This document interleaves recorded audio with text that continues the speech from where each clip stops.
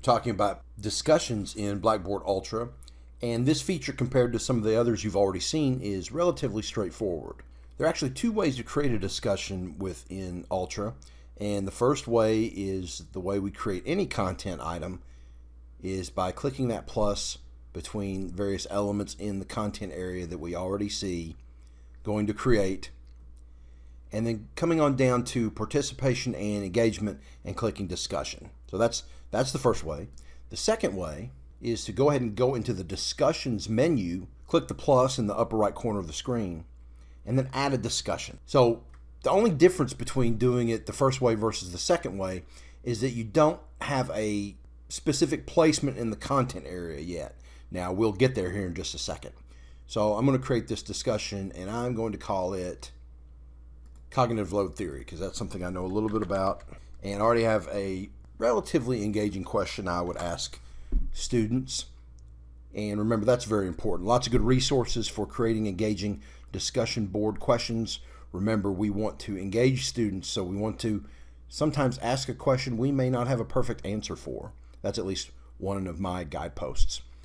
In any event, we could go ahead and click save, and we should before we delve into the other settings inside this area. If we click over here, sometimes we can lose the main content. That's something I just recently learned. So go ahead and hit save your question, and now you'll see the participants here. We have a bunch of fake participants in this course, so don't worry about that.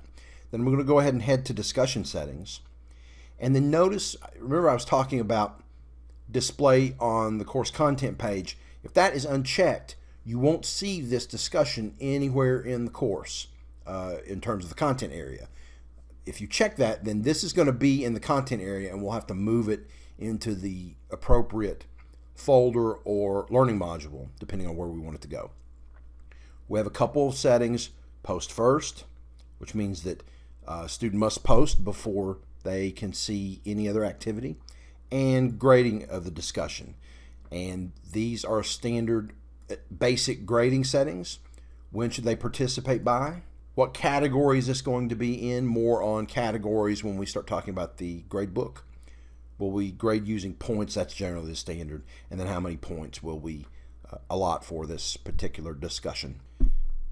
If you're using rubrics, which I think is always a good idea, and more on rubrics in a later unit, then here's where you would add your grading rubric. And do we want to assign this to one or more groups? More on that when we cover group work in another unit. So it really doesn't get much more straightforward than that. And so let me go back and show you where this particular discussion lives within the content area. So I'm in the discussion area right now. Remember, that's hidden from students. We may want to make it visible, or we may want to assign different release conditions on this depending on what we're doing. And I'm going to go into content, and you'll notice at the very end of my content area is that particular discussion forum. And so to move that around, I would just grab it by this up and down arrow, and then I would move it up or down. Now I do want to mention one thing. If you have a folder or a learning module, so let's just say I create a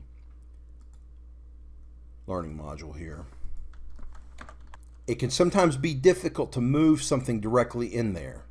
Notice how it kind of jumps around a little bit. So you have to hover over very, very carefully to get that sucker in there. But here's another little trick that I've learned. If you go ahead and inside this module create an item, it's then sometimes easier to move stuff into that particular module. So that in a nutshell is creating a discussion in Blackboard Ultra.